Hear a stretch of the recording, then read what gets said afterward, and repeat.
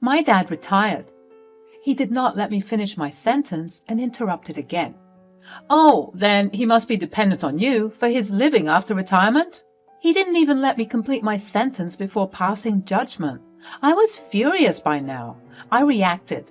Excuse me? What are you saying? Don't be offended. It is common for a poor family to use their daughter to trap wealthy men for their inheritance. Do you mean that I and my family have trapped your son for your wealth? He shrugged his shoulders as if he wanted to say yes. I was in shock. I could not believe that someone could be so mean. I was disgusted by Michael. He made me feel inferior as I was poor, according to him. I am Amanda, 28 years old, living in California with my boyfriend, Steve, who is also 28 years old. We met in law school 3 years ago and instantly fell for each other. Since then, we have been living together. After graduation, I took up a job as an attorney in a consulting company, while Steve works at a bank. 6 months ago, Steve and I went for a holiday where he proposed to me, and I immediately said yes. I didn't have any reason to say no. We have known each other for 3 years, and we enjoy being together. After coming back from holiday, we decided to inform our parents about our wedding plans.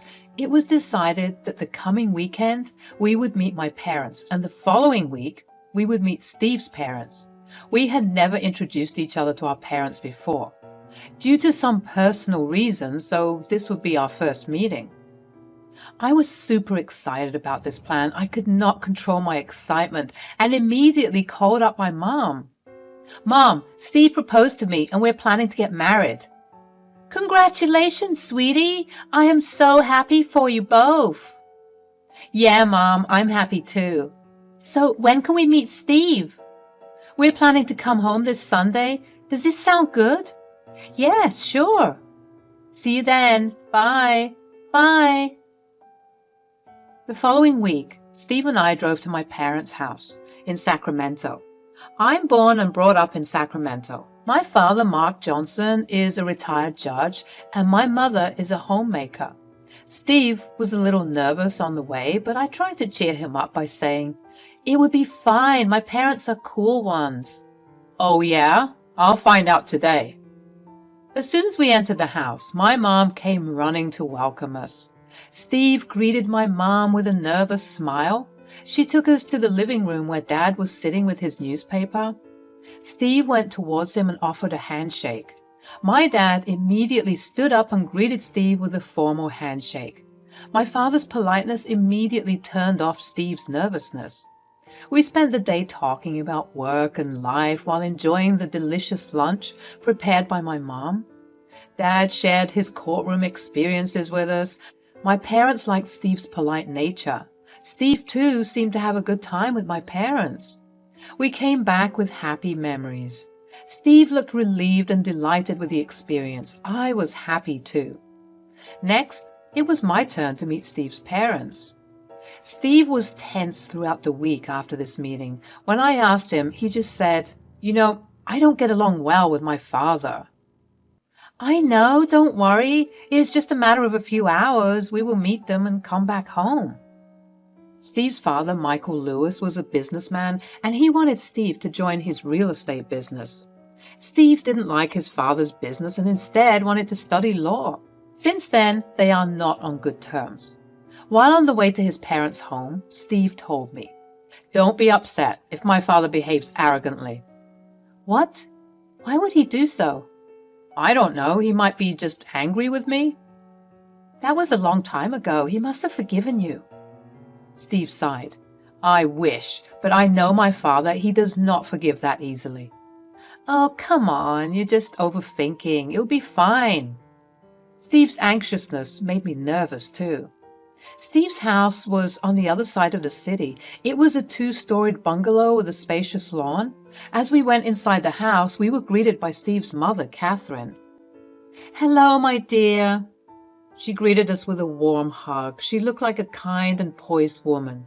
She then took us to the lawn outside the bungalow where my fiancé's dad was waiting for us. Steve does not speak much about his dad, but whatever little I knew about him, I imagined him to be an arrogant rich man who loves to show off his wealth. And guess what? He turned out to be exactly the same. He sat there with a folded arm. His stiff posture signified that he was still angry with Steve and wanted to unleash his frustration upon us. As soon as I made eye contact with Michael, I smiled wide and greeted him. "Hello, sir." He nodded with a straight face and gestured his hand towards the chair opposite to him. I sat down there. After we settled down, Catherine broke the awkward silence and said, "Amanda, you are so beautiful and elegant. Your parents have taken good care of you." "Oh, thank you so much for your kind words. You are beautiful too." "That's so sweet of you. Tell us more about yourself." Catherine's words were soothing. It gave me a little comfort to sit there in front of Michael, who was sitting cross-legged with folded arms and without any smile. I smiled at Catherine and said, "Well, I was born and brought up in Sacramento. I'm an attorney at a consulting firm." As soon as Michael heard this, his expression changed and he interrupted. "Wait, you work as an attorney? Why can't your father provide for you? Doesn't he earn well? What did your father do?" I was shocked by his response. I was wondering if I've said anything wrong. In my confused tone, I said, "My dad is retired." He did not let me finish my sentence and interrupted again. "Oh, then he must be dependent on you for his retirement life." He didn't even let me complete my sentence before passing judgment. I was furious by now. "Excuse me? What are you saying?" Don't be offended. It is common for a poor family to use their daughter to trap wealthy men for their inheritance." "Do you mean that I and my family have trapped your son for your wealth?" He shrugged his shoulders as if he wanted to say yes. I was in shock. I could not believe that someone could be so mean. I was disgusted by Michael. He made me feel inferior as I was poor according to him. I wanted to leave that place immediately, but Steve held my hand and asked me to be seated for a while. He then turned towards Michael and said, "We're not here to listen to your taunts. We just came to inform you both that we are getting married in a few months." "And who's paying for this ceremony?" "That's not your business, Dad." "Of course it is. I know her parents cannot pay for a wedding ceremony. It would ultimately come on you. You have to take the burden on your shoulders, isn't it?" "It is mine and Amanda's matter as to who would pay for the ceremony." "Huh, you are already in her trap. First, she brainwashed you to leave this house and join that stupid law college, and now this wedding." Steve lost his cool and started shouting at Michael. "I left the house because I wanted to study law. I was not interested in running this real estate business. I didn't even know Amanda at that time. Then how can you blame her for this thing? You could have come home after your graduation, but this girl trapped you into living with her in that tiny apartment." Michael was being unreasonable with his allegations against me and my parents. He continued, "I've nothing further to say. You are running your life by marrying a poor girl. She and her parents seem to have already trapped you." "Dad, stop.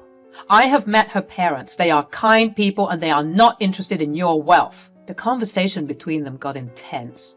"You have always made wrong choices in life. I already gave up on you when you decided to study that stupid law and work for a meager salary instead of joining my business. I hate your business because it is sick." "Oh, please, please stop this argument." Catherine intervened and asked him to stop. Steve stood up and stormed out of the lawn. I followed him. Catherine came running behind us, asking us to stop. "Steve, please stop." Steve ignored her and kept walking towards the exit of the bungalow. I looked back and saw that Catherine was running towards us with tears in her eyes. I stopped. She came to me and held my arm, saying, "Please, ask him to stop for a while. Last time also, he left like this and did not meet me for several years." I stood numb. I felt sorry for her as she was not at fault. She had to suffer because of her husband's arrogance. "Amanda, please, ask Steve to calm down." I didn't know what to say because I was upset too with Michael's words. I pacified her, saying, "Steve is angry now. Once he is in a better mood, I'll ask him to call you." "Yeah, please ask him to call me, please." "Sure, you take care, okay?" "Okay." She was still sobbing as I left the place. I came out of the bungalow to see Steve waiting for me inside the car. I got inside and we drove back. We did not speak a word on the way back home. Both of us were hurt and exhausted by what happened in his house. After dinner, Steve apologized to me for his father's behavior. "Honey, I want to apologize for my father's behavior. I know he hurt you with his cruel words." "Yeah, I know it is not your fault. Yet I can't get over the fact that he is such an arrogant man. How can someone be so rude? I know he's your father and I shouldn't be saying these things about him, but he was mean to me." "He has always been a mean person. Sadly, my mom has to suffer because of his arrogant nature." "I wonder how she's tolerating your father for all these years." "Yeah, Mom has always been a soft-natured woman. Dad seems to be exploiting her forgiving and caring nature." "I feel sorry for your mother." "I feel sorry for her too. I cut off ties with her when I'm angry with Dad, but she has always loved and supported me." "You shouldn't punish her for your father's mistake. You should call her now. She was really upset when you left the house in anger." "You're right. Let me call her. Thanks for supporting me." Steve called his mom and pacified her while I was still in shock. I was worried that Michael might insult my parents at our wedding. When Steve came back after talking to his mom, I confronted these thoughts to him. He said that he'll figure out something. I wanted to tell him not to call his dad to our wedding, but I couldn't say that up front. We started our wedding preparation. I always wanted to marry on my parents' wedding anniversary and in the same church as them. I told Steve about this wish of mine when we started dating. He was quite amused with this initially, but later he agreed to this, as it was not a big deal. The date was 6 months away. We spent the time preparing for our big day bit by bit. We booked a resort in Sacramento for the wedding dinner. My parents wanted to have a pre-wedding dinner with Steve's parents so that the family can get to know each other. Steve was hesitant about this, and so was I. We both knew that Michael would screw up this get-together. I told my parents that Steve's dad is a busy man and is mostly traveling for his business purpose. My father sensed that something was wrong when we were reluctant to have a family get-together, but he did not say anything. Steve informed his mom about the wedding date and location. She was happy and excited about this. She called me a couple of times asking about the wedding preparations and everything. She was a sweet lady. As the wedding date came near, I was getting worried about facing Michael again on my big day. Many a time I thought of asking Steve not to invite Michael, but my parents would become suspicious of his absence. Besides, if we don't invite Michael, then probably he would not allow Catherine to attend the wedding. She would again have to suffer because of him. I confronted Steve about my anxiety and told him, "Steve, I'm worried that your father might ruin our big day with his arrogance." "Well, I'm worried about this too." "What if he insults my family in front of the guests?" Steve smiled and said, "If he does, I'm sure your father would handle him and teach him the lesson. After all, he is a judge and he knows how to handle difficult people." "Should we tell my parents about this?" "No, they might stress unnecessarily like you, so let it be. If anything happens, I'll ensure that my dad doesn't cross his line." I was still not convinced. Steve looked at me and said, "Honey, no matter what happens, I'll always be on your side, so cheer up." His answer was assuring. I knew my father can handle this situation. After all, it was Michael's arrogant assumption that we have trapped Steve for his inheritance. It was not true.